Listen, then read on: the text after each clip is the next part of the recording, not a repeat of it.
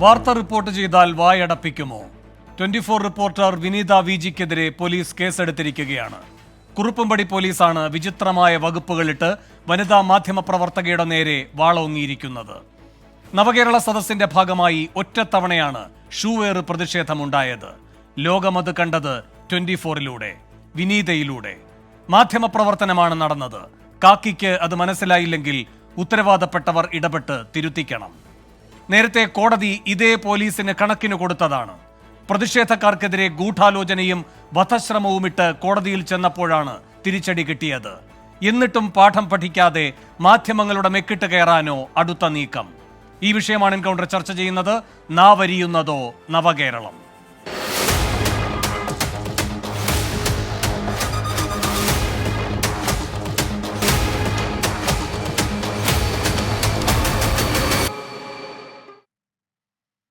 ചർച്ചയിലേക്ക് കടക്കും മുൻപ് ഈ വിഷയത്തിൽ 24-ന്റെ നിലപാട് chief editor R Sreekandan Nair വ്യക്തമാക്കിയിരുന്നു. അദ്ദേഹത്തിന്റെ വാക്കുകളിലേക്ക്.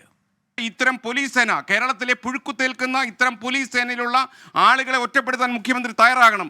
മാത്രവുമല്ല, ഈ 120B ഇട്ട് ഞങ്ങളുടെ മാധ്യമപ്രവർത്തകരെ വളരെ അപഹസിക്കാനും അപലപിക്കാനും അവരുടെ മുഖത്ത് കരിവാരി തേക്കാനും ശ്രമിച്ച ഈ പോലീസ് ഓഫീസർ ആരായാലും അയാൾക്കെതിരെ നടപടിയെടുക്കണമെന്ന് മാത്രമല്ല, ഞങ്ങൾ അയാൾക്കെതിരെ നിയമ നടപടികൾ സ്വീകരിക്കും.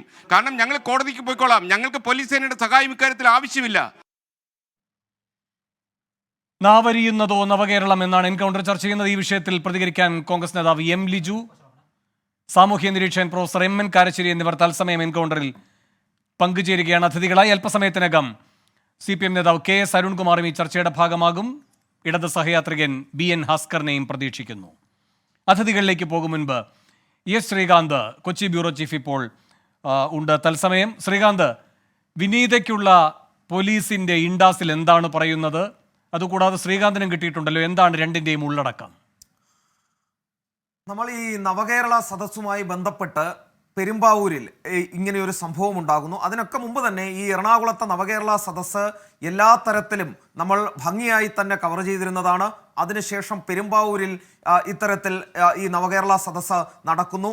അത് കവർ ചെയ്യുന്നതിന് വേണ്ടി നമ്മൾ 3 പേരെയാണ് നിയോഗിച്ചത്. ഒന്ന് നമ്മുടെ വിനീത വിജി, 2 വിഷ്ണു, 3 ശ്യാമ. ഈ 3 പേരെ നിയോഗിച്ചതിൽ അവിടെ ഒരു പ്രതിഷേധം ഉണ്ടാകും എന്ന് നമുക്ക് നേരത്തെ തന്നെ വിവരം കിട്ടിയിരുന്നു. അത് നൽകിയത് സാധാരണഗതിയിൽ നൽകാറുള്ളത് പോലെ തന്നെ ആ പ്രതിഷേധം നടത്താൻ പോകുന്ന യുവജന സംഘടനയുടെ നേതാക്കളാണ്. പ്രതിഷേധമുണ്ടാകും, ഇന്ന സ്ഥലത്ത് വെച്ച് പ്രതിഷേധം ഉണ്ടാകാനുള്ള സാധ്യതയുണ്ട്, നിങ്ങളുടെ കവറേജ് നമുക്കൊന്ന് തന്ന് സഹകരിക്കണം. അത് സാധാരണഗതിയിൽ നൽകാറുള്ളതാണ്, അങ്ങനെ വിളിക്കാറുമുള്ളതാണ്. അതിനുവേണ്ടി നമ്മൾ വിനീതയെ അതിന് നിയോഗിക്കുകയും ചെയ്തു. അത് ഏറ്റവും ആദ്യം അവിടെ എത്തി കൃത്യമായി പൊതുജന സമക്ഷം എത്തിക്കാൻ, പ്രേക്ഷകരിൽ എത്തിക്കാൻ വിനീതയ്ക്ക് സാധിക്കുകയും ചെയ്തു എന്നുള്ളതാണ് ഏറ്റവും പ്രധാനപ്പെട്ട കാര്യം ഇതിൽ. അതിൻ്റെ പേരിൽ നമുക്ക് ഇന്നലെയാണ് നോട്ടീസ് വരുന്നത്. വിനീതയ്ക്ക് വന്നത് 41A പ്രകാരമുള്ള നോട്ടീസാണ്. അതിൽ പറയുന്നത് നിങ്ങളുടെ സാന്നിധ്യം ഈ പ്രശ്നം നടന്ന സ്ഥലത്ത് ഉണ്ടായിരുന്നു എന്നുള്ളതും മറ്റ് ഈ കുറ്റകൃത്യം നടത്തിയ ആളുകളുമായി ചേർന്ന് നിങ്ങൾ ആ സംഭവത്തിൽ ഉൾപ്പെട്ടു എന്നുള്ള തരത്തിലുമാണ് അതിൽ എഴുതിയിരുന്നത്.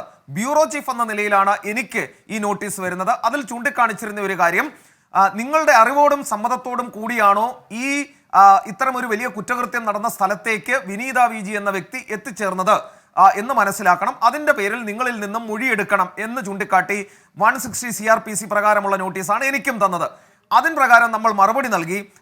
ഔദ്യോഗികമായ തിരക്കുകൾ ഉണ്ട്, ഷോർട്ട് നോട്ടീസ് ആയതിനാൽ തന്നെ നിലവിൽ ഇന്ന് ഹാജരാകാൻ സാധിക്കില്ല എന്ന്. പിന്നീടാണ് അറിയുന്നത് 2:30 ഇന്ന് അവർ വിനീത വിജിക്കെതിരെ കേസെടുത്തു. 120B ചാർജ് ചെയ്തിട്ടുണ്ട്, 308 ചാർജ് ചെയ്തിട്ടുണ്ട്, IPC 34 അടക്കം ചാർജ് ചെയ്ത് കോടതിയിൽ റിപ്പോർട്ട് സമർപ്പിച്ചു എന്നുള്ളത്. 5ാം പ്രതിയായാണ് വിനീത വിജിയെ ഈ കേസിൽ പ്രതി ചേർത്തിരിക്കുന്നത്. ഈ IPC 34 എന്ന് പറയുന്നത് സംഘടിച്ച് കുറ്റകൃത്യത്തിൽ ഏർപ്പെടുക എന്നുള്ളതാണ്. പൊതുലക്ഷ്യത്തോടെ ഒരുമിച്ച് ചേർന്ന് സംഘടിച്ച് കുറ്റകൃത്യം ചെയ്യുക എന്നുള്ളതാണ്. അതിൽ നിന്നും ഒരു കാര്യം വ്യക്തമാകുന്നത്, IPC 34 ആഡ് ചെയ്യുമ്പോൾ ഈ മറ്റ് 4 പ്രതികൾക്കെതിരെ ഏത് വകുപ്പുകളാണോ നിലവിലുള്ളത് അതേ വകുപ്പുകൾ എല്ലാം തന്നെ വിനീത വിജിക്കും ബാധകമാകും എന്നുള്ളതാണ്. വിനീത വിജി ചെയ്ത കുറ്റം അവിടെ എത്തുന്നു, ആ വാർത്ത റിപ്പോർട്ട് ചെയ്യുന്നു, ഈ വാർത്ത ജനങ്ങളിലേക്ക് എത്തിക്കുന്നു എന്നുള്ളതാണ്. അതവരുടെ തൊഴിലാണ്. അത് SFI വിളിച്ചാലും ABVP വിളിച്ചാലും KSU യൂത്ത് കോൺഗ്രസോ വിളിച്ചാലും അവിടെ എത്തും. അത് റിപ്പോർട്ട് ചെയ്യുക എന്ന ബാധ്യതയാണ് അവർ നിറവേറ്റുകയുണ്ടായത്. യൂത്ത് കോൺഗ്രസ്സുകാർ കരിങ്കൊടി കാണിക്കാനാണോ, കല്ലെറിയാനാണോ, കമ്പെറിയാനാണോ, ഈ ഷൂ എറിയാനാണോ വന്നതെന്ന് ഒരു മാധ്യമ പ്രവർത്തകർക്കും മുൻകൂട്ടി കാണാൻ സാധിക്കില്ല. മറ്റൊന്ന്, ഇവിടെ ഇപ്പോൾ പറയുന്ന ഒരു കാര്യം, ഈ ഫോണിലേക്ക് ഒട്ടനവധി കോളുകൾ വന്നു എന്നുള്ളതാണ്. വളരെ ബഹുമാനത്തോടു കൂടി തന്നെ പറയട്ടെ, ഒട്ടനവധി കോളുകൾ പല രാഷ്ട്രീയ നേതാക്കളും വിളിക്കാറുണ്ട്, CPIM-ന്റെ ആളുകൾ വിളിക്കാറുണ്ട്, പരസ്പരം സംസാരിക്കാറുണ്ട്. അത് 10 or 20 തവണയല്ല, അതിലേറെ തവണ ഏതെങ്കിലുമൊക്കെ പരിപാടികൾ ഉണ്ടെങ്കിൽ സംസാരിക്കുകയും വിളിക്കുകയും ചെയ്യാറുണ്ട്. ഏറ്റവും പ്രധാനപ്പെട്ട ഒരു ഉദാഹരണം, ഇപ്പോൾ വിനീത വിജി മാത്രമേ അവിടെ എത്തിയിരുന്നുള്ളൂ എന്നുള്ളതാണ്. അതിനാൽ വിനീത വിജി ഗൂഢാലോചനയിൽ ഉണ്ടെന്നാണ് പറയുന്നത്. ഒരു കാര്യം പറയാം, ഇന്നലെ SFI ഗവർണറെ കരിങ്കൊടി കാണിച്ച ഘട്ടത്തിൽ, ജനറൽ ആശുപത്രിക്ക് മുന്നിൽ വെച്ച് കരിങ്കൊടി കാണിച്ച ഘട്ടത്തിൽ അവിടെ ഉണ്ടായിരുന്ന ഏക മാധ്യമം 24 ആയിരുന്നു. അപ്പോൾ വേണമെങ്കിൽ SFI-യും 24-ഉം തമ്മിൽ ഗൂഢാലോചന നടത്തി എന്ന് പറയാൻ സാധിക്കുമോ എന്നൊരു ചോദ്യം ചോദിക്കാം. 2, ഈ ഒരു കുട്ടിയെ കൊല്ലത്ത് കാണാതായ സംഭവം ഉണ്ടായിരുന്നു. ആ സ്ഥലത്ത് ആശ്രമം മൈതാനിയിലെത്തി അത് തത്സമയം ജനങ്ങളിലേക്ക് എത്തിക്കാൻ 24-ന് സാധിച്ചു. ആദ്യം എത്തിക്കാൻ, ദൃശ്യങ്ങൾ ആദ്യം പ്രേക്ഷകരിലേക്ക് എത്തിക്കാൻ സാധിച്ചു. അത് പോയത് ഇവിടെ നിന്നുള്ള ടീമാണ്, കൊച്ചിയിൽ നിന്നുള്ള ടീമാണ് പോയത്. അങ്ങനെയെങ്കിൽ നമ്മൾ ഈ കുഞ്ഞിനെ തട്ടിക്കൊണ്ടുപോയി എന്ന് വേണമെങ്കിൽ ഈ പറയുന്ന ആളുകൾ പറഞ്ഞു പരത്താനും പോലീസിന് വേണമെങ്കിൽ ഈ കേസെടുക്കാനും സാധിക്കുന്ന ഒരു സ്ഥിതിയാണ് ഉണ്ടാകുന്നത്. ഇതൊട്ടും ആശാസ്യമല്ല. കുറുപ്പും പടി CI ഇക്കാര്യത്തിൽ തികഞ്ഞ എടുത്തുചാട്ടം കാണിച്ചു എന്ന് പറയാതിരിക്കാനാകില്ല. കഴിഞ്ഞ തവണ അദ്ദേഹത്തിന് ഈ കേസുമായി കോടതിയിലെത്തിയപ്പോൾ കേട്ടതിൻ്റെ ഇരട്ടി ഒരു പക്ഷേ ഇപ്പോൾ ഈ കേസുമായി പോകുമ്പോൾ കേൾക്കാൻ പോകുന്നു എന്ന് വേണം മനസ്സിലാക്കേണ്ടത്. രൂക്ഷ വിമർശനം നടത്തി വധശ്രമമൊക്കെ എങ്ങനെ നിലനിൽക്കും, മന്ത്രിമാർക്ക് മാത്രമല്ല പൊതുജനങ്ങൾക്കും സംരക്ഷണം വേണമെന്നൊക്കെ കോടതി പറഞ്ഞതാണ്. എന്നിട്ടും പാഠം പഠിച്ചില്ല കുറുപ്പുംപടി CI എന്നാണ് മനസ്സിലാക്കുന്നത്.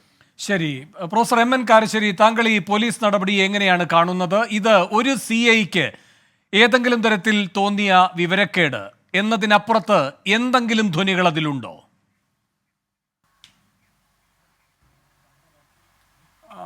വേണു, ഇതിപ്പോൾ ഒരു പുതിയ സംഭവം അല്ലല്ലോ. കഴിഞ്ഞ സെപ്റ്റംബറിൽ ഇങ്ങനൊരു സംഭവം ഉണ്ടായി. മഹാരാജാസ് കോളേജിലെ ഒരു പ്രശ്നം എല്ലാവർക്കും ഓർമ്മയുണ്ടാവും. വിദ്യ എന്ന പേരായിട്ട് SFIയുടെ ഒരു നേതാവ് ഒരു വ്യാജ സർട്ടിഫിക്കറ്റ് ഹാജരാക്കി ജോലി നേടി എന്നുള്ള ഒരു പ്രശ്നം വന്നു. ഇത് അന്വേഷിക്കാൻ വേണ്ടി മഹാരാജാസ് കോളേജിൽ ചെല്ലുകയാണ് ഏഷ്യാനെറ്റിൻ്റെ അഖില നന്ദകുമാർ എന്നുള്ള റിപ്പോർട്ടർ. അപ്പോൾ അവർ ലൈവായിട്ട് പോയിക്കൊണ്ടിരിക്കുകയാണ്. അപ്പോൾ അതിൽ KSU പ്രവർത്തകരായ ഒരാൾ ഇവരോട് പറയുന്നു, ഇതല്ല കേസ്, ഇതിനേക്കാൾ വലിയ കേസുണ്ട്. എന്താണത്? അത് SFIയുടെ സംസ്ഥാന നേതാവ് സെക്രട്ടറി ആർഷോ എഴുതാത്ത പരീക്ഷ ജയിച്ചിട്ടുണ്ട്. അപ്പോൾ ഇവരത് കേട്ടിട്ടില്ല, ആരും കേട്ടിട്ടില്ല, അങ്ങനെ ഒരു കേസ് വന്നിട്ടില്ല. അപ്പോൾ ഇത് റിപ്പോർട്ട് ചെയ്തു. കാരണം പറഞ്ഞ് റിപ്പോർട്ട് ചെയ്യണ്ടേ, കാരണം ലൈവായിട്ട് പോകുന്നൊരു സാധന. അത് കഴിഞ്ഞിട്ടുണ്ടായെന്താണെന്ന് വെച്ചാൽ ആർഷോ എഴുതാത്ത പരീക്ഷ ജയിക്കാൻ വേണ്ടി, അയാൾ ജയിപ്പിക്കാൻ വേണ്ടി ഗൂഢാലോചന നടത്തി. ആരൊക്കെ? അവിടുത്തെ പ്രിൻസിപ്പൽ, അവിടുത്തെ ഇതിൻ്റെ കോർഡിനേറ്റർ വിനോദ് കുമാർ, പിന്നെ വേറെ ചില KSU നേതാക്കന്മാർ. അതിൽ ഒരു ഗൂഢാലോചനക്കാരത്തിയായിട്ട് അഖില നന്ദകുമാറിനെ ചേർത്തു. ആലോചിച്ച് നോക്കൂ, ഒരാളെ തോൽപ്പിക്കാൻ വേണ്ടി ഗൂഢാലോചന നടത്തിയാൽ നമുക്ക് മനസ്സിലാവും. എഴുതാത്ത പരീക്ഷ ആർഷോവിനെ ജയിപ്പിക്കാൻ വേണ്ടി ഗൂഢാലോചന നടത്തുകയാണ്. ആരൊക്കെ ഗൂഢാലോചന? പ്രിൻസിപ്പൽ, കോർഡിനേറ്റർ, KSU നേതാക്കന്മാർ, പിന്നെ ഈ അഖില നന്ദകുമാർ. അപ്പോൾ ഇത് വളരെ ലളിതമാണ്. എന്താണെന്ന് വിചാരിച്ചാൽ മീഡിയയെ അങ്ങേയറ്റം വെറുക്കുന്ന ഒരാളാണ് നമ്മുടെ ബഹുമാനപ്പെട്ട മുഖ്യമന്ത്രി ശ്രീ പിണറായി വിജയൻ. ഇപ്പോൾ നവകേരളം എന്ന് അവർ വിളിക്കുന്നത് 2016 തൊട്ട് ഇങ്ങോട്ടുള്ള കേരളമാണല്ലോ. കാരണം ചരിത്രം മാറുകയാണല്ലോ, ചരിത്രം മാറി. അതിൽ ഒരു മാറ്റം എന്താണെന്ന് വിചാരിച്ചാൽ മാധ്യമ വിരോധം എന്നുള്ളത് പിണറായിയുടെ ഒരു മുഖമുദ്രയാണ്. ഇവിടെ CPM-കാരായ മുഖ്യമന്ത്രിമാർ ഇതിനു മുമ്പ് ഉണ്ടായിട്ടുണ്ട്. അതിലിപ്പോൾ ഏറ്റവും അധികം കാലം ഭരിച്ച ഒരാൾ നായനാരാണ്. അദ്ദേഹം ഏറ്റവും സൗഹാർദ്ദത്തോടു കൂടി തോളിൽ കൈയിട്ട് ചിരിച്ച് കളിച്ചാണ് മാധ്യമക്കാരോട് പറയുക. ഇടയ്ക്ക് അദ്ദേഹം ദേഷ്യം വന്നാൽ ചീത്തയൊക്കെ പറയും. പക്ഷേ അത് തന്നെയോ തൻ്റെ പാർട്ടിയെയോ തറ പറ്റിക്കാൻ വേണ്ടി, പാര വയ്ക്കാൻ വേണ്ടി നടക്കുന്ന ശത്രുക്കളാണ് അവർ എന്നുള്ള നിലയ്ക്ക് നായനാർ ഒരിക്കലും പെരുമാറിയിട്ടില്ല. VS അച്യുതാനന്ദൻ പെരുമാറിയിട്ടില്ല.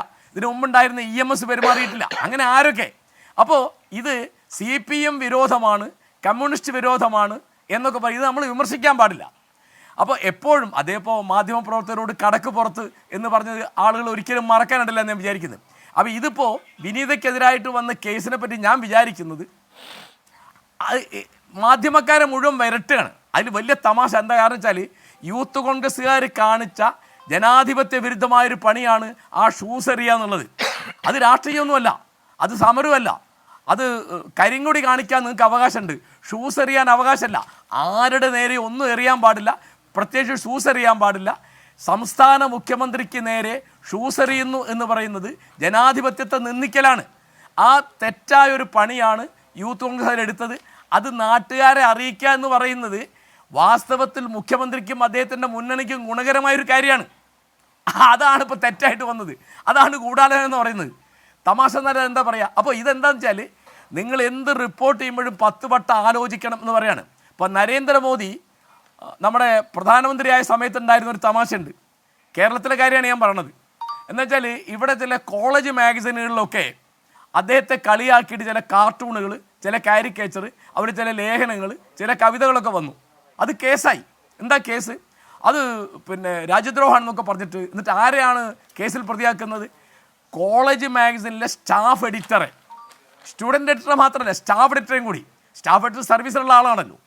അപ്പോൾ എന്തുണ്ടായി? കോളേജ് മാഗസിൻ വരുമ്പോൾ പ്രധാനമന്ത്രിക്കെതിരായിട്ടോ BJPക്കെതിരായിട്ടോ പ്രത്യേകിച്ച് നരേന്ദ്രമോദി എന്ന വ്യക്തിക്കെതിരായിട്ടോ ഒന്നും ഇല്ല എന്ന് ഉറപ്പാക്കുന്ന പണി സ്റ്റാഫ് എഡിറ്റർമാരും പ്രിൻസിപ്പൽമാരും എടുത്തു തുടങ്ങി. അപ്പോൾ അതാണ് അതിൻ്റെ കാര്യം. ഇപ്പോൾ അടിയന്തരാവസ്ഥ കാലത്ത് പത്രപ്രവർത്തകനായിരുന്ന ഒരാളാണ് ഞാൻ. അന്ന് ആരാ സെൻസർ ചെയ്യുന്നത്? സെൻസർ ഓഫീസർ അല്ല സെൻസർ ചെയ്യുന്നത്, നമ്മൾ തന്നെ സെൻസർ ചെയ്യുക. അതായത് ഇപ്പോൾ ഞാൻ സബ് എഡിറ്ററായിരുന്നു. നമുക്കൊരു റിപ്പോർട്ട് കിട്ടിയാൽ നാളെ സെൻസർ ഓഫീസിൽ നിന്ന് വിളി വരുമോ, പോലീസ് കേസ് വരുമോ എന്ന് നോക്കിയിട്ട് അതിൽ വരികൾ വെട്ടുകയാണ്. അവരല്ല വെട്ടുന്നത്, ഇതിൽ വരില്ല എന്ന് ഉറപ്പാക്കുക. ഇതുപോലെ ഇപ്പോൾ ഇതിവിടുത്തെ മാധ്യമങ്ങൾക്ക് മൊത്തമുള്ള ഒരു വാണിംഗ് ആണ്. അഖില നന്ദകുമാറിൻ്റെത് എത്ര വലിയ കാര്യം, എത്ര വലിയ വിഡ്ഢിത്തമായിരുന്നു അവർക്ക് അനുഭവമുള്ളതാണ്. എന്നിട്ട് ഇത് ഇതൊരു പോലീസ് ഓഫീസറുടെ മാത്രം പണിയാണ് എന്ന് ഞാൻ വിചാരിക്കുന്നില്ല.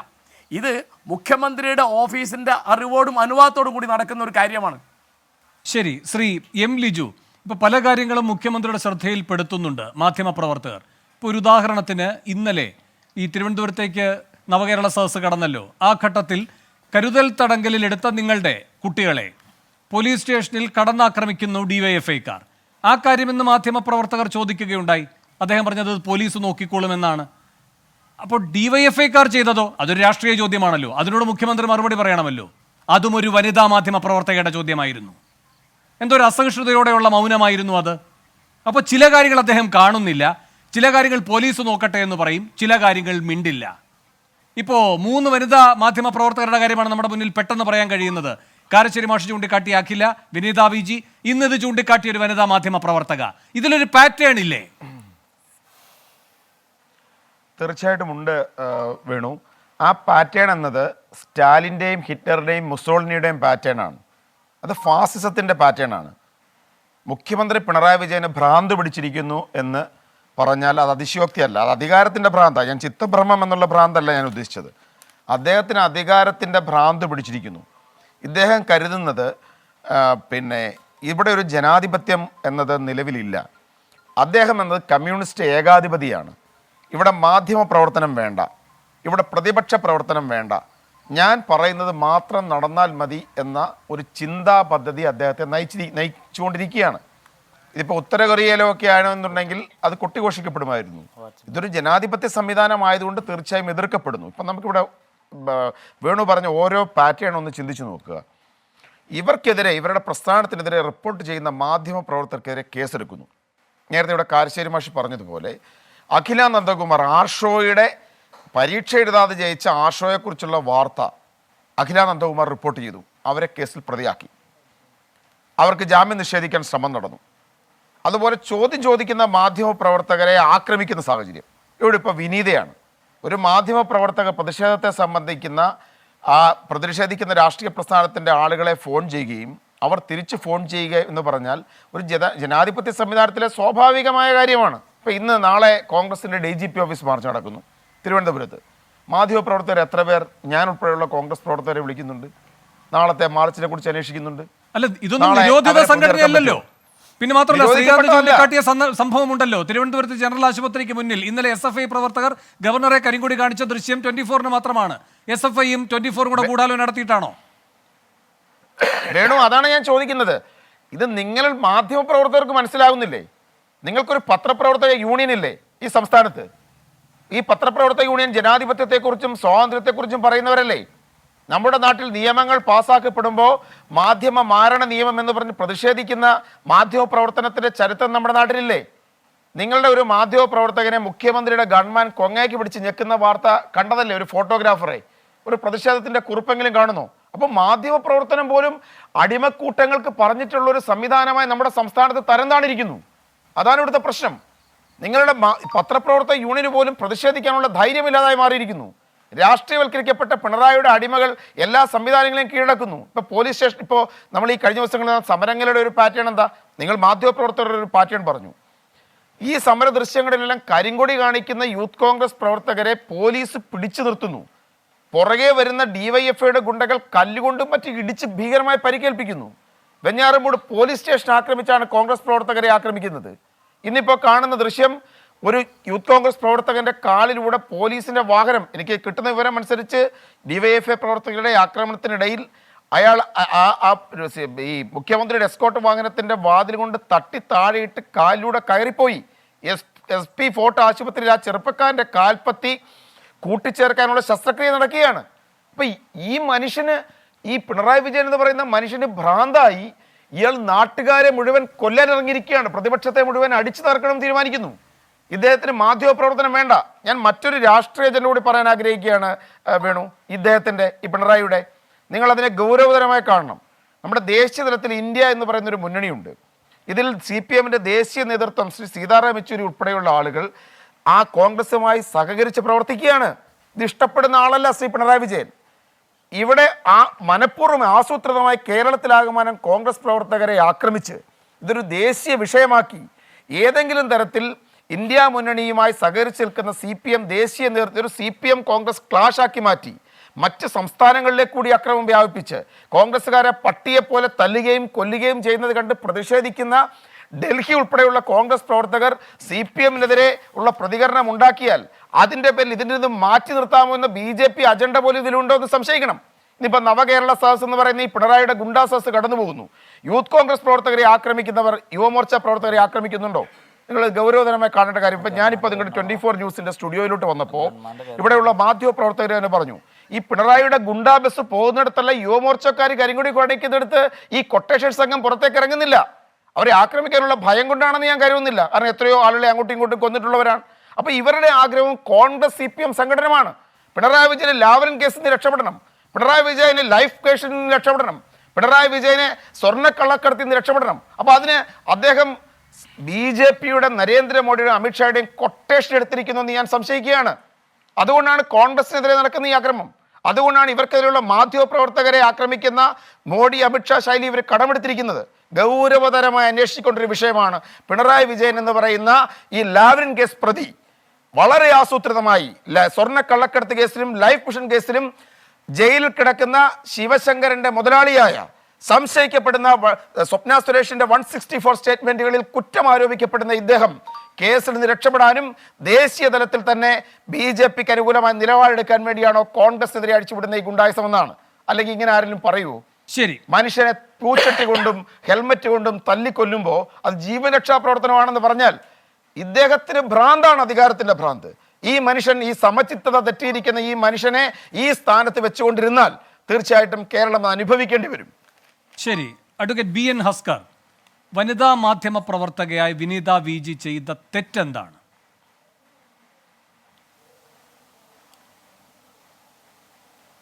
വേണു, ജനാധിപത്യത്തിൻ്റെ 4ാം തൂണാണ് മാധ്യമങ്ങൾ.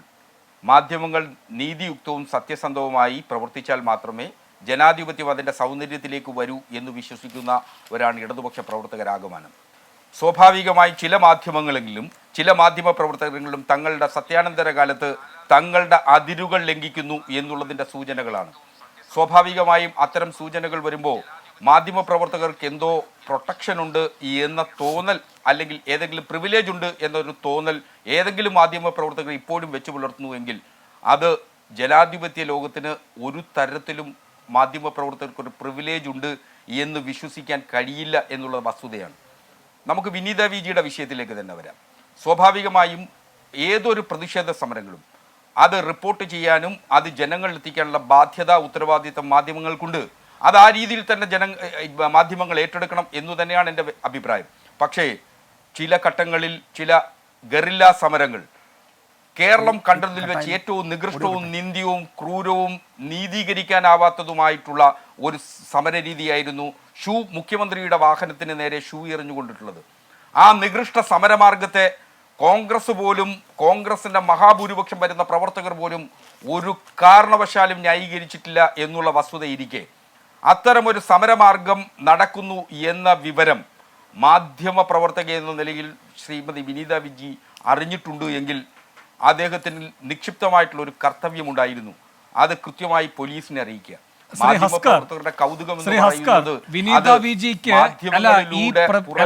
ഈ പ്രതിഷേധത്തിന്റെ സ്വഭാവം എന്ത് എന്നതടക്കമുള്ള കാര്യങ്ങൾ അറിയാമായിരുന്നു എന്നാണ് ഭംഗ്യന്തരൻ അങ്ങ് സൂചിപ്പിക്കുന്നത്.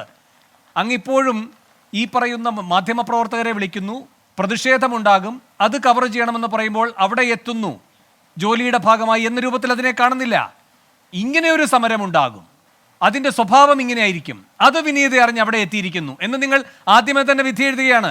അതുകൊണ്ടല്ലേ ഇവിടെ നിന്ന് ശ്രീകാന്ത് ചോദിച്ചത്, അങ്ങനെയെങ്കിൽ ഈ പറയുന്ന ഗവർണർക്കെതിരെയുള്ള കരിങ്കൊടി പ്രതിഷേധം അത് തിരുവനന്തപുരത്ത് 24-ന് മാത്രം കിട്ടുന്നുവെങ്കിൽ SFI അത് പ്രത്യേകമായി 24-മായി ആസൂത്രണം ചെയ്ത് നടപ്പാക്കുന്നതാണോ?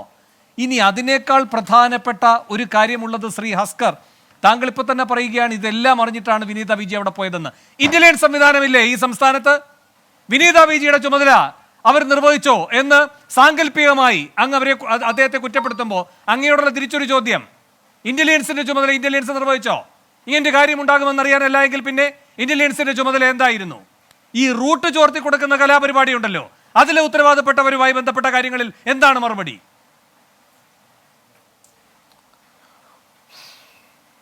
വേണു, അങ്ങൊരു മുതിർന്ന മാധ്യമ പ്രവർത്തകനാണ് കേരളത്തെ സംബന്ധിച്ചിടത്തോളം. അപ്പോൾ സ്വാഭാവികമായും അങ്ങേക്ക് മാധ്യമ പ്രവർത്തനത്തിൻ്റെ നീതിയും നീതികേടിനെ സംബന്ധിച്ച് വളരെ വ്യക്തമായ ധാരണയുള്ള ഒരാളാണ്. സ്വാഭാവികമായും ഇത്തരം ഒരു വാർത്ത ലഭിക്കുന്നതിനു വേണ്ടി മാത്രമായിരുന്നില്ല വിനീത വിജി. ഒരു തരത്തിലും വിനീത വിജിയെ സംബന്ധിച്ചിടത്തോളം അങ്ങ് ഈ ചർച്ചയുടെ ഘട്ടത്തിൽ ഒരു തരത്തിൽ പുതിയൊരു നറേറ്റീവ് കേരളത്തിൽ സൃഷ്ടിക്കുന്നതിന് വേണ്ടി ഒരു ശ്രമം നടത്തിയിട്ടുണ്ടായി. എന്തായിരുന്നു ആ നറേറ്റീവ് എന്നറിയാമോ? വനിതാ മാധ്യമ പ്രവർത്തകരെ ശ്രീമതി അഖില നന്ദകുമാറിനെയും അതുപോലെ തന്നെ ശ്രീമതി വിനീത വിജിയും ഒക്കെ ചേർത്ത് പിടിച്ചു ചോദ്യം ചോദിച്ച മറ്റൊരു മാധ്യമ പ്രവർത്തകയും ചേർത്ത് പിടിച്ചുകൊണ്ട് കേരളത്തിലൊരു നറേറ്റീവ് ഉണ്ടാക്കാൻ ശ്രമിക്കുന്നു. ആ നറേറ്റീവ് ഉണ്ടാക്കാൻ ശ്രമിക്കുന്നിടത്താണ് നിങ്ങൾക്ക് തെറ്റുപറ്റി എന്ന് ഞങ്ങൾക്ക് പറയേണ്ടി വരുന്നത്. നിങ്ങളുടെ മാധ്യമങ്ങളുടെ ലുല്ലബി കേട്ട് വളർന്ന നേതാവല്ല സഖാവ് പിണറായി വിജയൻ. എല്ലാ കാലത്തും അദ്ദേഹത്തിൻ്റെ പൊതുജീവിതത്തിൻ്റെ തുടക്കം മുതൽ ഇപ്പോൾ അവസാന നിമിഷം വരെയും ഈ നിമിഷത്തിൽ വരെയും അദ്ദേഹത്തെ നിങ്ങൾ മാധ്യമങ്ങൾ വേട്ടയാടിക്കൊണ്ടിരിക്കുകയാണ്. അതുകൊണ്ട് എനിക്ക് രണ്ട് ചോദ്യങ്ങളാണുള്ളത്. ഇന്റലിജൻസിന്റെ പണി എന്തായിരുന്നു? ഇന്റലിജൻസിന്റെ പണി എന്തായിരുന്നു? വിനീത വിജിയുടെ പണി എന്തായിരിക്കണമെന്ന് നിർദ്ദേശിക്കുന്ന നിങ്ങളോടുള്ള ചോദ്യം, വിനീതമായ ചോദ്യം, ഈ ഇന്റലിജൻസിന്റെ പണി എന്തായിരുന്നു? വിനീത വിജി ഇത് പറയാതിരുന്നതുകൊണ്ടാണോ ഷൂവെയർ എന്ന് പറയുന്ന നിന്ദ്യമായ കർമ്മം കേരളത്തിൽ നടന്നത്? അങ്ങനെയെങ്കിൽ ഇനിയിപ്പോൾ നാളെ ഏതെങ്കിലും തരത്തിൽ ആരെങ്കിലുമൊക്കെ പ്രതിഷേധം സംഘടിപ്പിക്കുകയാണെങ്കിൽ വിനീത വിജിക്ക് അത് റിപ്പോർട്ട് ചെയ്യാനേ പറ്റില്ലല്ലോ. നിങ്ങൾ എന്ത് തരത്തിലുള്ള സെൻഷറിംഗ് ആണ് വിനീത വിജിക്ക് മേൽ നിർബന്ധപൂർവ്വം അടിച്ചേൽപ്പിക്കാൻ പോകുന്നത്? ഇന്റലിജൻസ് സംവിധാനം എവിടെ? അതിനുള്ള മറുപടി പറയൂ. ഇനി രണ്ടാമത്തെ ചോദ്യം, അഖിലയുടെ കാര്യം പറഞ്ഞല്ലോ, ഇതേപോലെ ഒരു കെട്ടുകഥയായിരുന്നു അത്. അല്ലല്ല, ഇതേപോലെ ഒരു കെട്ടുകഥയാണ് അന്നും ഉണ്ടാക്കിയത്. എന്നിട്ട് എന്തായി? കോടതിയിലേക്ക് എത്തുമ്പോൾ പോലീസ് തന്നെ പറഞ്ഞ എന്താണ് ആ കാര്യത്തിൽ? അതുമായി ബന്ധപ്പെട്ട തെളിവുകളില്ല എന്നല്ലേ? അതിന് മുൻപുണ്ടാക്കിയ ഒരു ഭീതിയുടെ അന്തരീക്ഷമോ? അത് അവരിൽ ഏതെങ്കിലും തരത്തിൽ മാധ്യമപ്രവർത്തനവുമായി ബന്ധപ്പെട്ട് അവരിൽ ഏതെങ്കിലും തരത്തിൽ ആശങ്കകൾ ഉണ്ടാക്കിയിട്ടുണ്ടെങ്കിലോ?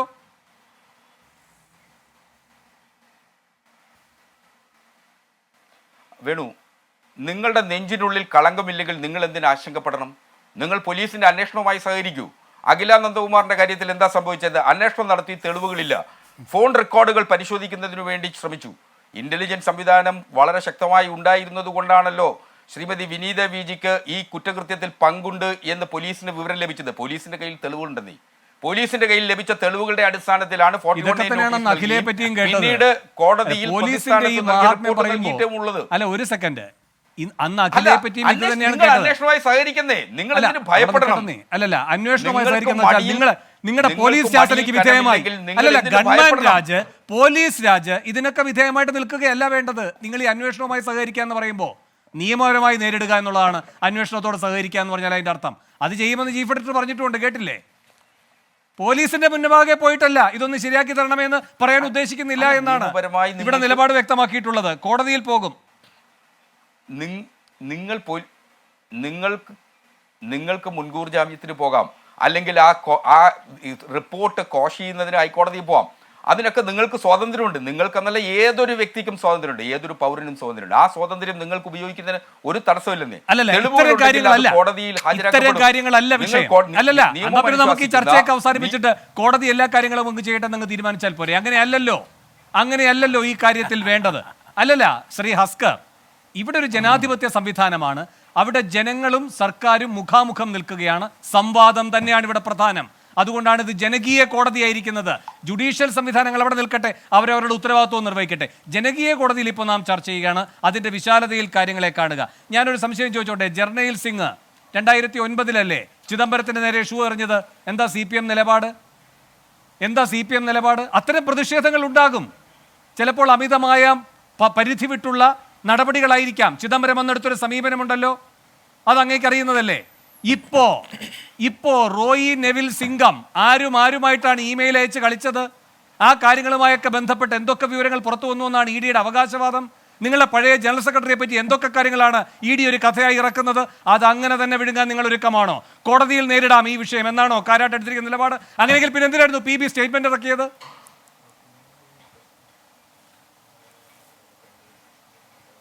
അങ്ങനെയല്ല. രാഷ്ട്രീയമായി നിലപാടുകൾ സ്വീകരിക്കേണ്ടിടത്തു രാഷ്ട്രീയമായി തന്നെ നിലപാടുകൾ സ്വീകരിക്കണം. നിയമപരമായി നേരിടേണ്ടത് നിയമപരമായി തന്നെ നേരിടണം, ഒരു സംശയമില്ല. നിങ്ങൾക്കുള്ള അതേ സ്വാതന്ത്ര്യം തന്നെയാണ് സഖാവ് പ്രകാശ് കാരാട്ടിനും അക്കാര്യത്തിൽ ഉണ്ടായിരുന്നത്. അതുകൊണ്ടാണ് രാഷ്ട്രീയമായും നിയമപരമായും അതിനെ നേരിട്ടുകൊണ്ടേയിരുന്നത്. അപ്പോൾ സ്വാഭാവികമായും നിങ്ങൾ ചോദിക്കും, ഞങ്ങൾ മാധ്യമപ്രവർത്തകർക്ക് നേരെ ഏതെങ്കിലും തരത്തിൽ ഒരു കുറ്റകൃത്യത്തിൽ ഉൾപ്പെട്ടു എന്നുള്ളതിൻ്റെ പേരിൽ ഒരു FIR വന്നാലോ അല്ലെങ്കിൽ പ്രതിസ്ഥാനത്തേക്ക് വന്നാലോ നിങ്ങൾ എന്തിനീ ഹാലിളകുന്നു? അവിടെയാണ് ഒരു വലിയ പ്രശ്നമുള്ളത്. നിങ്ങൾക്കെതിരെ ചില തെളിവുകളുണ്ട് എന്നുള്ളതിൻ്റെ അടിസ്ഥാനത്തിലാണ് പോലീസ് ആ നിലപാടെടുത്തിട്ടുള്ളത്. നിങ്ങൾ ചെയ്തിട്ടുള്ള കുറ്റകൃത്യങ്ങളെ മറയ്ക്കുക എന്നുള്ളതല്ലല്ലോ. നിങ്ങൾക്ക് ആ ഷൂ വെയറുമായി ബന്ധപ്പെട്ട് അത്തരമൊരു സമരപരിപാടി നടക്കുന്നു. നിങ്ങൾ വെറും ഒരു സമരപരിപാടി റിപ്പോർട്ട് ചെയ്യാൻ പോവുകയാണെങ്കിൽ അവിടെ തീരുന്നു പ്രശ്നം. നിങ്ങൾക്ക് അതിനെ സംബന്ധിച്ച് വിവരം ലഭിച്ചിട്ടില്ല എന്ന് പോലീസിന് ബോധ്യപ്പെടുത്തിയാൽ കൃത്യമായി തീരുന്ന പ്രശ്നമേ ഉള്ളൂ.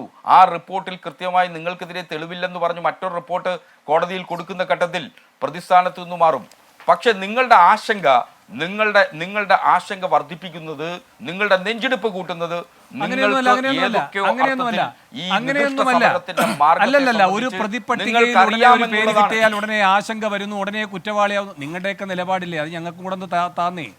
പ്രതിയായാൽ ഉടനെ കുറ്റവാളിയല്ല എന്ന്. അപ്പോൾ അതിൽ ഹാലിളകിയൊന്നുമല്ല ഈ കാര്യങ്ങളിൽ ഇടപെടുന്നത്. ഇത് ഒരു ഭരണകൂടത്തിൻ്റെ ജനാധിപത്യ വിരുദ്ധമായ പ്രവൃത്തി, മാധ്യമവിരുദ്ധമായ പ്രവൃത്തിയായി മാത്രം അതിനെ പരിമിതപ്പെടുത്തരുത്. ജനാധിപത്യ വിരുദ്ധമായൊരു പ്രവൃത്തി എന്ന വിശാലമായ ഒരു നിലപാടിലേക്ക് നിങ്ങൾ വളരാതിരിക്കുന്നു എന്ന പ്രശ്നമേ ഉള്ളൂ ഈ കാര്യത്തിൽ. ഞാൻ അങ്ങയിലേക്ക് വരാം. ഇപ്പോൾ ഈ കേസിൽ ഒന്നാം പ്രതിയായിരുന്ന KSUവിൻ്റെ സംസ്ഥാന ജനറൽ സെക്രട്ടറി കൂടിയായ ബേസിൽ പാറേക്കൂടിയും ഈ ചർച്ചയിൽ പങ്കുചേരുന്നുണ്ട് അതിഥിയായി. ബേസിൽ അടക്കമുള്ളവർ ഇത്തരം കാര്യങ്ങളൊക്കെ ചെയ്തു എന്ന് പറഞ്ഞ് കോടതിയിലേക്ക് പോയപ്പോൾ എന്താണ് ഉണ്ടായത് എന്ന് ശ്രീ ഹസ്കറിന് അറിയാത്തതല്ല. ബേസിൽ, നിങ്ങളുടെ കാര്യത്തിൽ പോലീസ് ചുമത്തിയ വകുപ്പുകൾ, പോലീസ് ഉണ്ടാക്കാൻ ശ്രമിച്ച ആഖ്യാനം, അതൊക്കെ കോടതിയിൽ എങ്ങനെയാണ് പിന്നീട് വിലപ്പോകാതെ പോയത്? ഹലോ, കേൾക്കാം. ആദ്യമേ സംഘടനാ പ്രവർത്തനത്തിൻ്റെ ഭാഗമായിട്ട് പല പ്രക്ഷോഭങ്ങളും പല പ്രതിഷേധങ്ങളും നമ്മൾ നടത്തുകയുണ്ടായി. അപ്പോൾ ഈ പറയുന്ന ഒരു മാധ്യമത്തിനും, ഒരു പ്രയോറിറ്റി കൊടുത്തുകൊണ്ട് ഒരു മാധ്യമത്തിനോ ഒരു ആളുകൾക്കോ ആർക്കും ഒരു പ്രയോറിറ്റി കൊടുത്തുകൊണ്ട് നടത്തിയത്, ഒരു സമരം, KSU, യൂത്ത് കോൺഗ്രസ് അല്ലെങ്കിൽ LDF, DYFI, SFI, ABVP എല്ലാ സംഘടനകളും സമരം നടത്തുന്നു. അപ്പോൾ ഈ സമരം നടത്തുമ്പോൾ അല്ലെങ്കിൽ പ്രക്ഷോഭം നടത്തുമ്പോൾ മീഡിയാസ് അവിടെ എത്തുന്നു, അല്ലെങ്കിൽ എങ്ങനെ സമരം നടത്തുമ്പോൾ അറിയുന്നത് മീഡിയാസ്. അപ്പോൾ മീഡിയാസിനെ കൃത്യമായി അറിയിച്ചുകൊണ്ട് സമരം. അല്ലെങ്കിൽ ഇതിൻ്റെ അകത്തൊരു ഗൂഢാലോചന എന്ന് പറയുമ്പോൾ കഴിഞ്ഞ ദിവസം ഗവർണർ താമസിച്ച സ്ഥലത്തിൻ്റെ മതിൽ ചാടിക്കിടക്കുന്ന അവസ്ഥയുണ്ടായി. അപ്പോൾ കൈരളി ഉൾപ്പെടെയുള്ള ചാനലുകൾ അത് എക്സ്ക്ലൂസീവായിട്ട് പോയി, പല ചാനലുകളും പോയി. അപ്പോൾ അതിൻ്റെ അകത്തൊന്നുമില്ലാത്ത ഗൂഢാലോചന ഈ പറയുന്ന ഈ കേസിൽ വരുമ്പോൾ ഒരു കാര്യം ഞാൻ പറയാം. അഡ്വക്കേറ്റ് KS അരുൺകുമാർ ഈ പറയുന്ന അവിടെ ഇരുന്ന് ഇടത് സഹയാത്രികൻ പറയുകയുണ്ടായി ഇതൊരു ഷുഗർ വലിയ എന്തോ ഒരു അപരാധം പോലെയൊക്കെ പറയുന്നത്. അപ്പോൾ ഞാനൊരു കാര്യം പറഞ്ഞേക്കാം, അതായത് എൻ്റെ സഹപ്രവർത്തകരെ സംസ്ഥാന KSU കമ്മിറ്റിയുടെ ജനറൽ സെക്രട്ടറിയാണ്, എൻ്റെ സഹപ്രവർത്തകരെ അതായത് ചെടിച്ചട്ടി കൊണ്ട് തലക്കടിക്കുകയും ഹെൽമെറ്റ് കൊണ്ട് തലക്കടിക്കുകയോ ചെയ്തപ്പോൾ എൻ്റെ ജില്ലയിലൂടെ ഈ സദസ്സ് ഈ ദൂരത്തിൻ്റെ സദസ്സ് കടന്നു വരുമ്പോൾ ഈ നോക്കി നിൽക്കാനൊന്നും ഞങ്ങൾക്ക് സാധിക്കും. ഇതൊരു ഞാൻ പറഞ്ഞു ഒരു പ്രീ പ്ലാൻഡ് സമരമാക്കി തീർക്കാൻ വേണ്ടി, അതായത് ഒരു നിർബന്ധിത സമരമായിട്ട് മാറിയതാണ്. എൻ്റെ സഹപ്രവർത്തകർ ഇത്രയും അതായത് ഒരു ഏകാധിപത്യ രീതിയിലേക്കുള്ള കാര്യങ്ങൾ പോയപ്പോൾ എൻ്റെ സഹപ്രവർത്തകരെ ഇത്രയും നീചമായ രീതിയിൽ ഉപദ്രവിച്ചപ്പോൾ അതിൻ്റെ അനന്തരഫലമായിട്ടൊരു നിർബന്ധിത സമരത്തിലേക്ക് ആയിട്ട് ഞങ്ങൾ കടന്നുപോയതാണ്. ഞാൻ പറയുകയുണ്ട്, അതായത് KSU ഒരു നിരോധിത സംഘടനയൊന്നുമല്ല, സമരം ചെയ്യുമ്പോൾ അത് വിളിച്ചറിയിക്കും. ഇതിനു മുമ്പ് കേരളത്തിൽ ഒരു മുഖ്യമന്ത്രി ഉണ്ടായിരുന്നു, ഉമ്മൻചാണ്ടി സാറ്. ആ ഉമ്മൻചാണ്ടി സാറ് ഈ പറയുന്ന ആളുകളുമായിട്ട് സംവദിക്കാൻ വേണ്ടി ഇതുപോലത്തെ അതായത് ആളുകളായിട്ട് സംവദിച്ച് വെറുതെ ഒന്ന് പോകുന്ന പരിപാടിയല്ലായിരുന്നു. അപ്പാപ്പ കാര്യങ്ങൾക്ക് തീർപ്പുണ്ടാക്കി വകുപ്പ് മേധാവികളെ വിളിച്ചു വരുത്തി അപ്പാപ്പ കാര്യങ്ങൾക്ക് തീർപ്പുണ്ടാക്കി പോയ ഒരു പരിപാടി, ജനസമ്പർക്ക പരിപാടി കേരളത്തിന്റെ മണ്ണ് കണ്ടതാ. അപ്പോൾ ഇതുപോലെയൊന്നും നടത്താൻ പറ്റില്ല. അതുപോലെ ആ പരിപാടി നടത്തിയപ്പോൾ DYFIക്കാർ MC റോഡ് മൊത്തം തടഞ്ഞു. ഈ DYFIക്കാർ അദ്ദേഹത്തിന്റെ കാറിന്റെ ചില്ല് പൊളിക്കുകയും അദ്ദേഹത്തിന് പരിക്കേൽപ്പിക്കുകയും ചെയ്യിച്ചു. ഇതിൽ അറ്റംപ്റ്റ് ടു മർഡർ സെക്ഷൻ 308 ഇട്ട് ഞങ്ങൾക്കെതിരെ കേസെടുത്തപ്പോൾ ഈ പെരുമ്പാവൂരുള്ള കോടതിയിലെ മജിസ്ട്രേറ്റ് പറഞ്ഞു എന്തെന്നറിയാവോ, എങ്ങനെയാണ് 308 നിലനിൽക്കുന്നത്? ഈ മജിസ്ട്രേറ്റ് പറഞ്ഞു തന്നത് 308 വായിപ്പിച്ചു. അസിസ്റ്റന്റ് പബ്ലിക് പ്രോസിക്യൂട്ടർ APPയെ കൊണ്ട് 308 ഞങ്ങൾ നിൽക്കുമ്പോഴാണ് കോടതിക്കകത്ത് 308 എന്താണെന്ന് എടുത്തു വായിപ്പിക്കുന്ന അവസ്ഥ.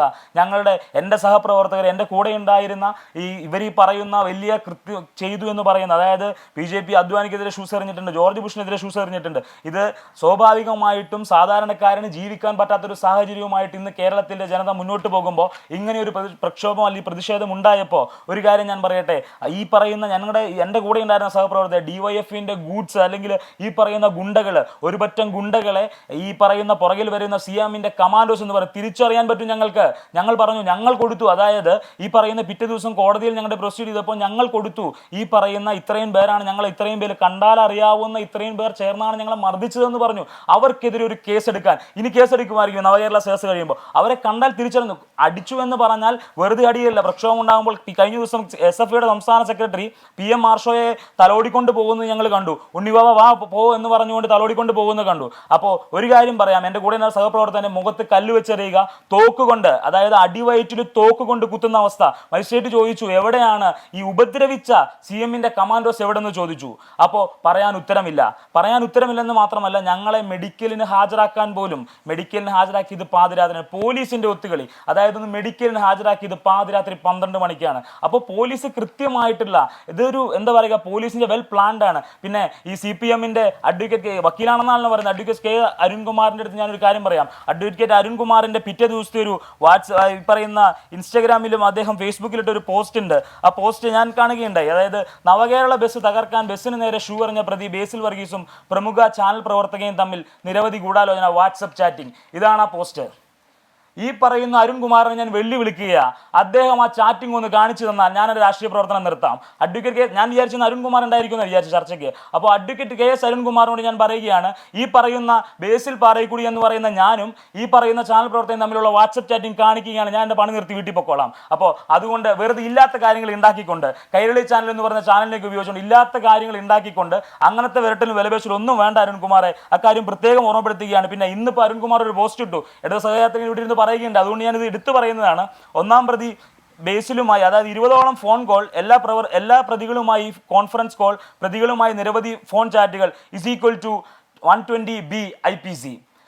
ഈ പറയുന്ന മാധ്യമങ്ങളെ അറിയിക്കുക എന്നുള്ളത് സംസ്ഥാന KSU കമ്മിറ്റി ജനറൽ സെക്രട്ടറി പ്രക്ഷോഭം ഉണ്ടാകും അല്ലെങ്കിൽ പ്രതിഷേധം ഉണ്ടാകും എന്ന് അറിയിക്കുക എന്നുള്ളത് എല്ലാ സംഘടന നിരോധിത സംഘടനയൊന്നുമില്ല കേരള വിദ്യാർത്ഥി യൂണിയൻ. അപ്പോൾ പിന്നെ ഒരു കാര്യം ഞാൻ പറയാം, ഏതെങ്കിലും ഒരു മാധ്യമ പ്രവർത്തകയുടെ വാക്ക് കേട്ട് അല്ലെങ്കിൽ ഏതെങ്കിലും ഒരു മാധ്യമം പറയുന്നത് കേട്ടിട്ട് സമരം നടത്താനോ പ്രക്ഷോഭം നടത്താനുള്ള സംഘടനയൊന്നുമില്ല KSU. ആരുടെയും വാക്ക് കേട്ടിട്ട് സമരം നടത്തുന്നവരല്ല കേരള വിദ്യാർത്ഥി യൂണിയൻ. അത് ചരിത്രം തെളിയിച്ചിട്ടുണ്ട്. ഒരെണ്ണ സമരം മുതൽ ഈ പറയുന്ന എല്ലാ സ്വാശ്രയ സമരം മുതൽ എല്ലാ സമരങ്ങളും നടത്തി ഒരു മാധ്യമ പ്രവർത്തകരുടെയും വാക്ക് കേട്ടിട്ടില്ല. അല്പസമയത്തിനും അരുൺകുമാർ ഈ ചർച്ചയിൽ പങ്കുചേരും. 8:30-ക്ക് ശേഷം അദ്ദേഹം ഈ ചർച്ചയിൽ പങ്കുചേരുമെന്നാണ് അറിയിച്ചിട്ടുള്ളത്. അദ്ദേഹം മറ്റൊരു ചർച്ചയിൽ പങ്കെടുക്കുന്നതുകൊണ്ടാണ് ആ സാവകാശം ചോദിച്ചിരിക്കുന്നത്. ഞാൻ ഇടവേളയ്ക്ക് വേണ്ടി ഇടവേളയ്ക്ക് ശേഷം മറ്റു അതിഥികളുടെ പ്രതികരണങ്ങളിൽ നാവരിയുന്നതോ നവകേരളം എന്ന എൻകൗണ്ടർ ചർച്ച തുടരുകയാണ്. CPMന്റെ പ്രതിനിധി അഡ്വക്കേറ്റ് KS അരുൺകുമാറും ഇപ്പോൾ ഈ ചർച്ചയിൽ തത്സമയം പങ്കുചേരാൻ എത്തിയിട്ടുണ്ട്. അഡ്വക്കേറ്റ് KS അരുൺകുമാർ, ഈ വിനീത VGക്ക് എതിരെ കേസെടുത്ത് 5ാം പ്രതിയാക്കിയ നടപടി എങ്ങനെയാണ് നീതീകരിക്കപ്പെടുക?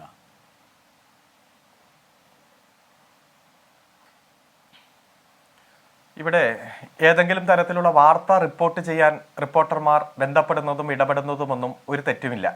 പക്ഷേ ഇത്തരത്തിൽ ഒരു അക്രമം നടക്കുമ്പോൾ, പ്രത്യേകിച്ച് മുഖ്യമന്ത്രിയും മന്ത്രിമാരും സഞ്ചരിക്കുന്ന വാഹനത്തിന് എതിരെ ഷൂ എറിയലടക്കം ഇതുവരെ നമ്മൾ കണ്ടിട്ടില്ലാത്ത ഒരു സമരം നടക്കുമ്പോൾ, ആ സമരത്തിൽ കയ്യോടെ പിടികൂടുന്ന, കോട്ട് റെഡ് ഹാൻഡഡ് ആയി പിടികൂടുന്ന പ്രതികളുടെ ഫോൺ പരിശോധിക്കുമ്പോൾ ആ ഫോണിലേക്ക് നിരന്തരം ഒരു മാധ്യമ പ്രവർത്തക വിളിച്ചതായിട്ട് ബോധ്യപ്പെടുകയാണ്. ആ സംഭവം നടന്ന ദിവസവും തലേ ദിവസവുമായിട്ട് ഏകദേശം 20ഓളം കോളുകൾ, ഏകദേശം 16 കോളുകൾ സംഭവം നടന്ന ദിവസം തന്നെ വിളിച്ചിട്ടുണ്ട്. സംഭവം നടന്ന 4:20 3 മണി മുതൽ 4:20 വരെ ഏകദേശം 8 കോളുകളാണ് വിളിച്ചിരിക്കുന്നത്. കോളുകൾ വിളിച്ചത് അവിടെ നിൽക്കട്ടെ, ഇതിലെ പ്രധാനപ്പെട്ട എല്ലാ പ്രതികളും, 4 പ്രതികളും ഈ മാധ്യമ പ്രവർത്തകയും തമ്മിൽ കോൺഫറൻസ് കോൾ ഇട്ട് സംസാരിച്ചിട്ടുണ്ട്. അതായത് ഒരു ക്രിമിനൽ കുറ്റകൃത്യത്തിലെ എല്ലാവരുമായി ഒരു കോൺഫറൻസ് കോളിലൂടെ പക്ഷേ അരുൺ ഞാൻ തടസ്സപ്പെടുത്തുകയല്ല, ബേസിലുണ്ട് ഇവിടെ ആ ഒന്നാം പ്രതി. ബേസിൽ ഇത് ഖണ്ഡിച്ചിരുന്നു. ഒരു സെക്കൻഡ് അങ്ങയിലേക്ക് വരാം. ബേസിൽ ഒറ്റ മിനിറ്റ്. ഹലോ, കേൾക്കാവോ? ആ കേൾക്കാം, പറഞ്ഞോളൂ. കേൾക്കാവോ? അഡ്വക്കേറ്റ് കെ എസ് അരുൺകുമാർ വക്കീലാണെന്നല്ലേ പറയുന്നത്. ഞാൻ ഒറ്റ കാര്യം ഞാൻ പറയാം. ഈ പറയുന്ന അതായത് KSUവിന്റെ സംസ്ഥാന ജനറൽ സെക്രട്ടറിയാണ് ഞാൻ, ബേസിൽ പാറയ്ക്കുടി. അപ്പോൾ അഡ്വക്കേറ്റ് അരുൺകുമാറിന്റെ ഒറ്റ ചോദ്യം ഞാൻ ചോദിക്കാം. ഈ പറയുന്ന കോൺഫറൻസ് കോൾ ഇട്ടു എന്ന് പറയുന്ന അരുൺകുമാറിന് എന്ത് തെളിവാണ് കാണിക്കാനുള്ളത്? ഒരു കോൺഫറൻസ് കോളിൽ അരുൺകുമാർ അത് തെളിയിക്കുകയാണെങ്കിൽ ഞാൻ ഇപ്പോഴും വെല്ലുവിളിക്കുക. അരുൺകുമാറിനെ വെല്ലുവിളിച്ച് തന്നെയാണ് പറയുന്നത്.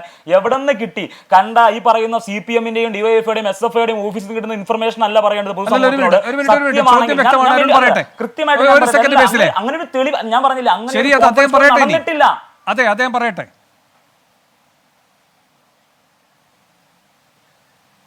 മിസ്റ്റർ ബേസിൽ, വികാരം കൊള്ളാതെ വിവേകത്തോടെ ഒരു വികാരമല്ല. ഇല്ലാത്ത കാര്യങ്ങൾ പറയുമ്പോ നിങ്ങൾ കേൾക്കൂ. എന്തിനാണ് ഇല്ലാത്ത കാര്യങ്ങൾ? ഉള്ള കാര്യങ്ങൾ പറയൂ, സത്യം പറയൂ. എന്തിനാ നുണ പറയുന്നത്? സത്യം എന്താ ഞാൻ പറഞ്ഞത്? ആ കാര്യം ഞാൻ ഒറ്റ കാര്യം വീണ്ടും പറയുന്നു. എവിടെ നിന്ന് കിട്ടി ഇൻഫർമേഷൻ? ഇൻഫർമേഷൻ അരുൺകുമാറിന് ഈ ഇൻഫർമേഷൻ എവിടെ നിന്ന് കിട്ടി? എന്റെ ഒറ്റ ചോദ്യം പറഞ്ഞ സ്റ്റേറ്റ്മെന്റ് ആണ്. താങ്കൾ പറഞ്ഞ സ്റ്റേറ്റ്മെന്റ് വന്നതേ ഉള്ളൂ. ഇതുവരെ അരമണിക്കൂർ നടന്ന ചർച്ച എന്തെന്ന് എനിക്ക് ബോധ്യമില്ല. അദ്ദേഹത്തോട്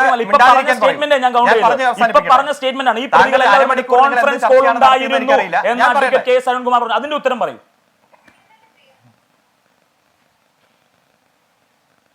ഞാൻ പറയുന്ന ഓരോ വാചകത്തിനും ഓരോ വാക്കിനും എനിക്ക് ഉത്തരവാദിത്വമുണ്ട്.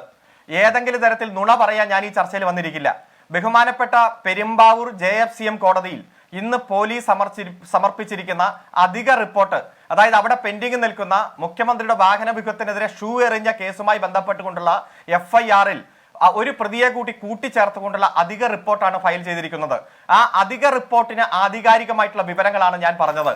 അവിടെ നിരവധി കോളുകൾ ഉണ്ടായിരുന്നുവെന്നും കോൺഫറൻസ് കോൾ ഉണ്ടായിരുന്നുവെന്നും വാട്സപ്പ് ചാറ്റുകൾ ഉണ്ടായിരുന്നുവെന്നും പ്രതികളുടെ ഫോണുകൾ പോലീസ് പരിശോധിച്ചതിൽ നിന്ന് ബോധ്യപ്പെട്ടപ്പോൾ ആ ഫോൺ നമ്പർ ഏതൊക്കെയാണെന്ന് പരിശോധിക്കുമ്പോഴാണ് മാധ്യമപ്രവർത്തകയാണെന്ന് മനസ്സിലാകുന്നത്. അതുകൊണ്ട് അതിന്റെ അടിസ്ഥാനത്തിൽ ഇതിലൊരു ഗൂഢാലോചന നടന്നിട്ടുണ്ട്. പ്രത്യേകിച്ച് വൈകുന്നേരം ഉണ്ട്. അതുകൊണ്ട് അതിന് കൃത്യമായി പരിശോധിക്കണം, അന്വേഷിക്കണം. ഞാൻ ചോദിക്കട്ടെ, ഞാൻ പറഞ്ഞു കഴിയട്ടെ മിസ്റ്റർ. ഞാൻ പറഞ്ഞു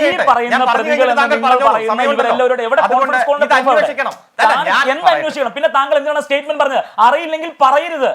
വെറുതെ കള്ളക്കഥ ഉണ്ടാക്കി പറയാൻ നിൽക്കരുത്. കാര്യങ്ങൾ അറിയുമെങ്കിൽ സംസാരിക്കണം. അറിയാത്ത കാര്യം ഉണ്ടാക്കി പറയരുത്.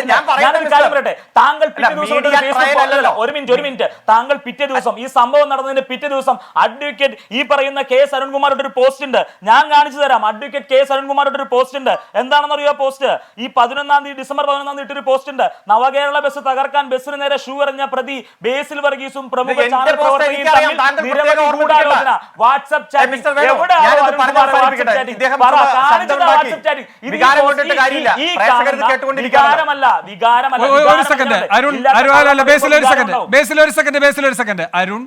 അരുണിന് പറയാം. അരുൺ ഇപ്പോൾ ആധികാരികമായ രേഖയായി പറയുന്ന കാര്യം ഇന്നത്തതാണല്ലോ. ഇത് 11-ാം തീയതി അരുൺ ദീർഘദർശനം നടത്തി ചെയ്തിരിക്കുന്ന ഫേസ്ബുക്ക് പോസ്റ്റാണ്. ഇത് രണ്ടും രണ്ടാണ്. അതായത് വാട്സപ്പ് ചാറ്റ് ഉണ്ടായിരുന്നു എന്നും മാധ്യമ പ്രവർത്തകരുമായി വാട്സപ്പ് ചാറ്റ് ഉണ്ടായിരുന്നു എന്ന് ആ സംഭവത്തിന്റെ അന്ന് തന്നെ പുറത്തു വന്ന വിവരമാണ്.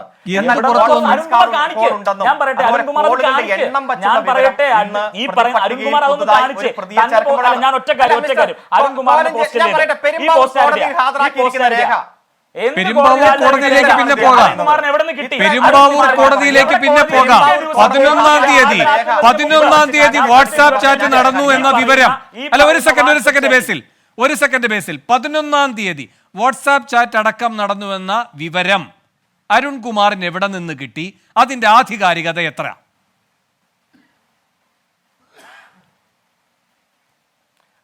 ഞാൻ പറയാം. ഈ പ്രതികളെ ബഹുമാനപ്പെട്ട പെരുമ്പാവൂർ മജിസ്ട്രേറ്റ് കോടതിയിൽ ഹാജരാക്കുമ്പോൾ അവിടെ ജാമ്യാപേക്ഷയുമായി ബന്ധപ്പെട്ടുകൊണ്ട് വാദം നടക്കുമ്പോൾ ഈ ഇത്തരത്തിലുള്ള വാട്സപ്പ് ചാറ്റ് നടന്നതും കോള് നടന്നതിന്റെയും ആധികാരികമായിട്ടുള്ള ഒരു വാദവും വിവരങ്ങളും അവിടെ ഉണ്ടായിരുന്നു. അതിൽ നിന്ന് അവിടെ ഹാജരായവരും അവിടെ പ്രസന്റ് ആയിട്ടുള്ള എല്ലാവർക്കും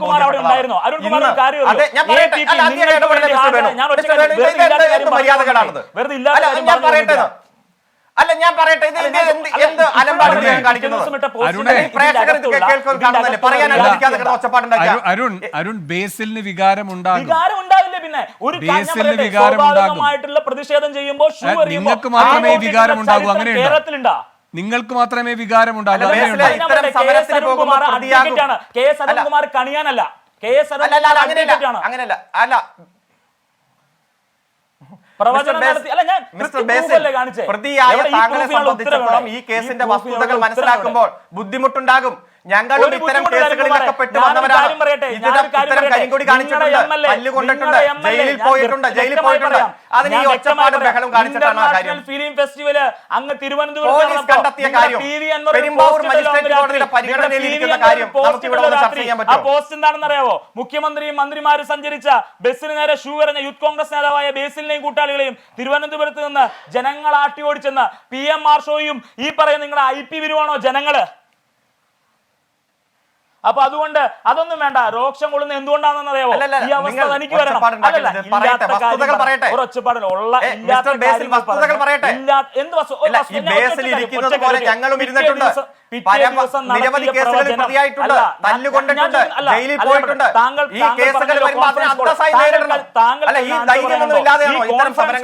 പിറ്റേ ദിവസം നടത്തിയ പ്രവചനത്തിനുള്ള ഉത്തരം പറഞ്ഞോ? ഈ പെരുമ്പാവൂർ മജിസ്ട്രേറ്റ് കോടതിയിൽ ഇതുമായി ബന്ധപ്പെട്ടുകൊണ്ടുള്ള രേഖകൾ പോലീസ് ഹാജരാക്കിയിട്ടുണ്ട്. ആ രേഖ ഈ ചാനൽ മീഡിയ ട്രയലിന് ഹാജരാക്കണം. ഇപ്പൊ ഇവിടെ അരുൺകുമാർ പറയട്ടെ.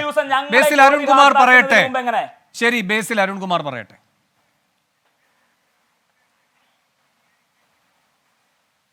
ഞാൻ പറയാം കൃത്യമായി.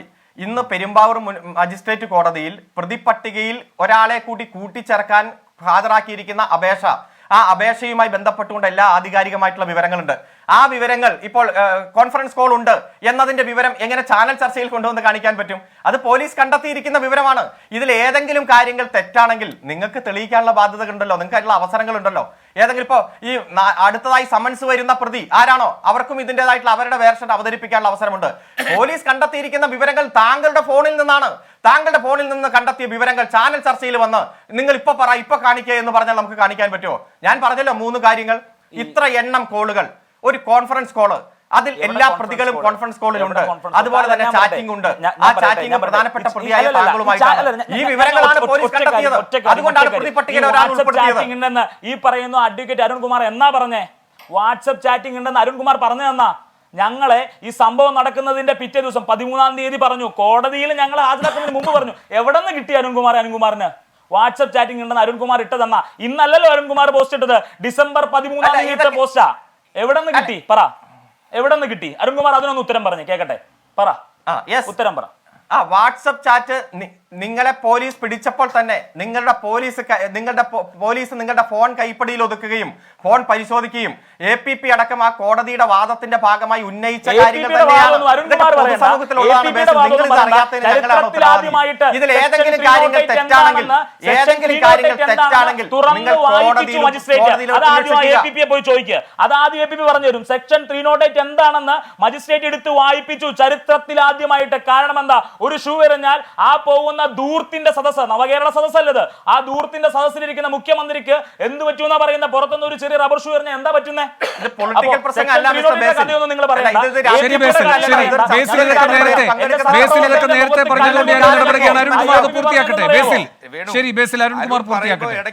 അനുവദിക്കാതെ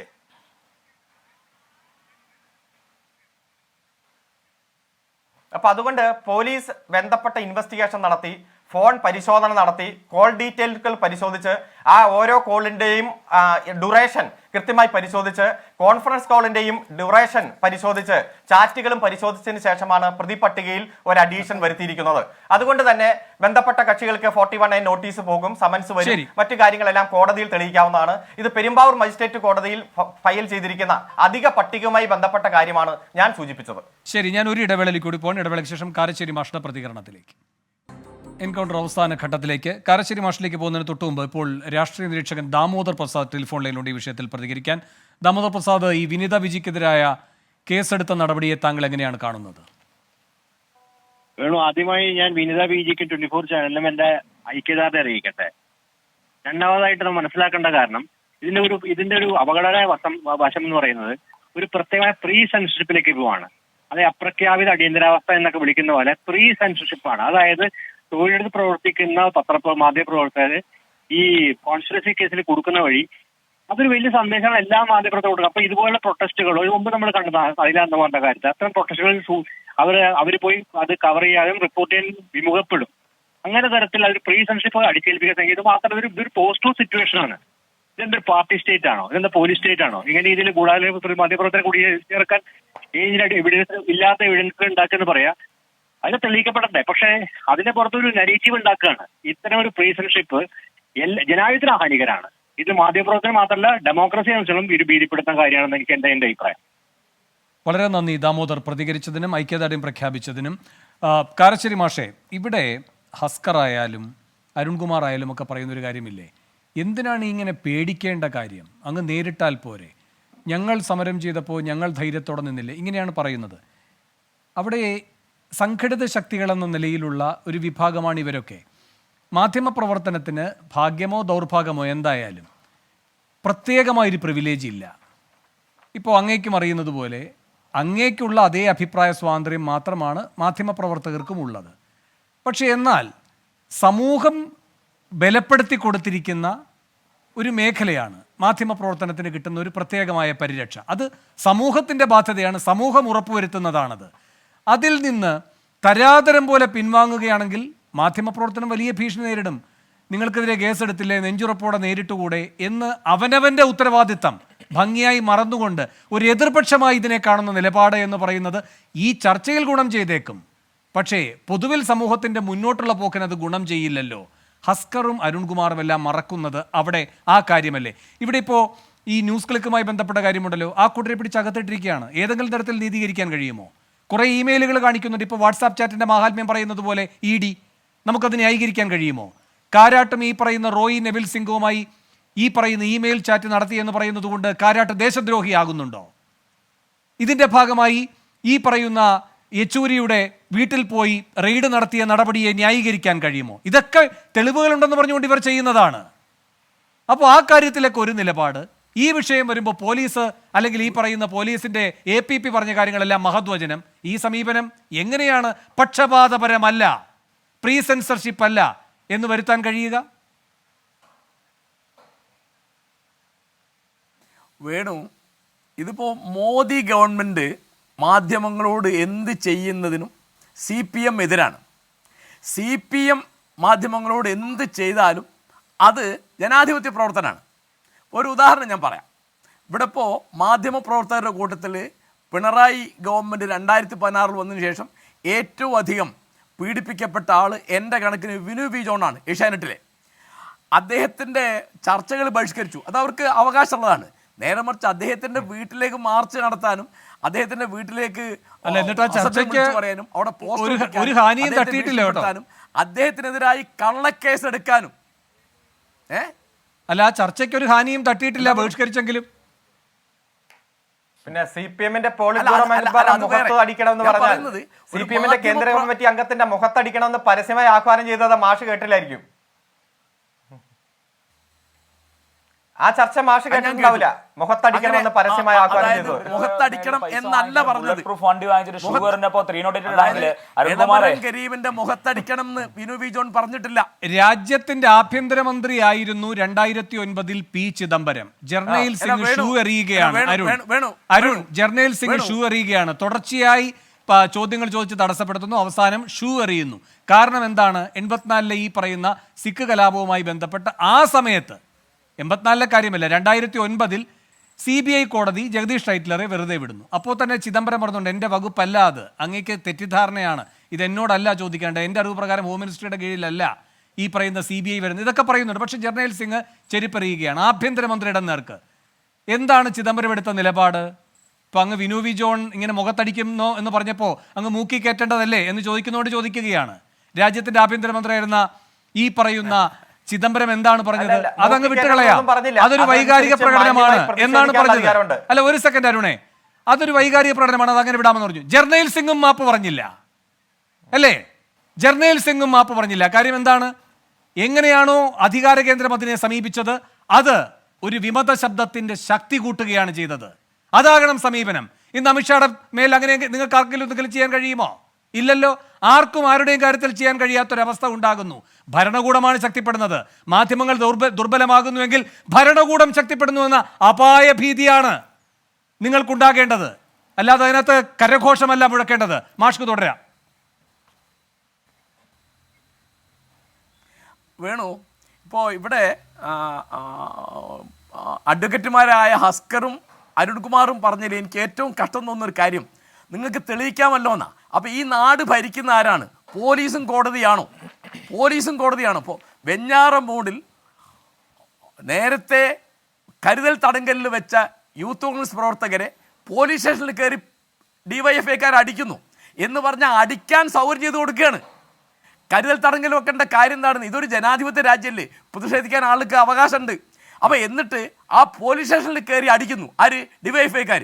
അപ്പോൾ DYFIയും പോലീസും കൂടി ഒന്നായി ചേർന്നൊരു സ്ഥിതിയാണ് ഇപ്പം നമ്മൾ നവകേരള സദസ്സിൽ കണ്ടത് മുഴുവൻ. ഇവിടെ ഇപ്പോൾ എന്ത് പ്രശ്നം ഉണ്ടെങ്കിലും കോടതിയിൽ പോകണം.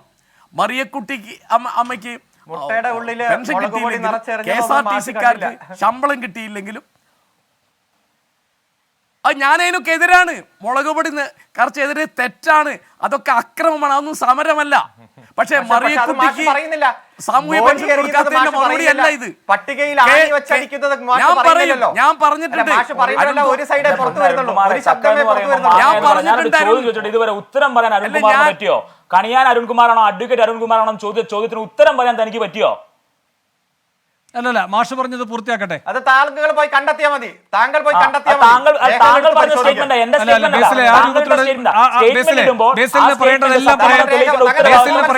പറയാൻ കഴിഞ്ഞു. അല്ലല്ല, ആ രൂപത്തിലേക്ക് പോകട്ടെ ചർച്ച. മാഷ് പറഞ്ഞ് അവസാനിപ്പിക്കട്ടെ. കാരശ്ശേരി മാഷ്. ഒറ്റ കാര്യമാണ് വേണു.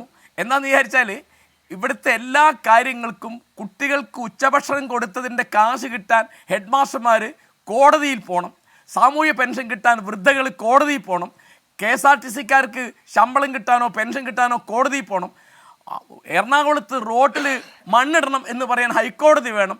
അപ്പോൾ പോലീസും കോടതിയും കൂടിയാണോ ഈ നാട് ഭരിക്കുന്നത്? ശരി, ശരി ലിജു മാഷെ ഒന്ന് ക്ഷമിക്കണം, സമയം കഴിഞ്ഞതുകൊണ്ട്. ലിജു വേഗം. വേണു, ഇവിടെ വളരെ പ്രസക്തമായ ഒരു ചോദ്യമാണ് ബേസിൽ ചോദിച്ചത്.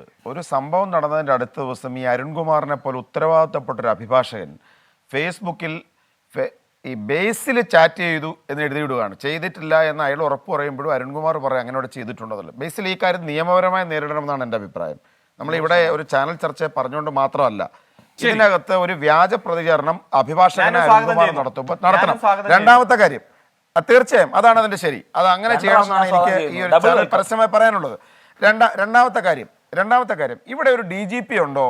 പിന്നെ വേണു, ഇവിടെ ഏതോ ഒരു പർവേഷ് സാഹിബോ ആരോ ഒരാളല്ലേ ഈ സംസ്ഥാനത്തിന്റെ DGP.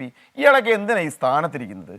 പോലീസ് സ്റ്റേഷനകത്ത് വെച്ചിരിക്കുന്ന പ്രതികളെ അതിനകത്ത് കയറി DYFIക്കാരൻ തല്ലുമ്പോൾ പോലീസുകാരൻ നോക്കിയിരിക്കുക. പോലീസുകാരുടെ കയ്യിൽ നിൽക്കുന്ന ആളുകളെ കല്ലുകൊണ്ടിടിക്കുമ്പോൾ ഒരു സംസ്ഥാന DGP നോക്കി നിൽക്കുകയാണ്.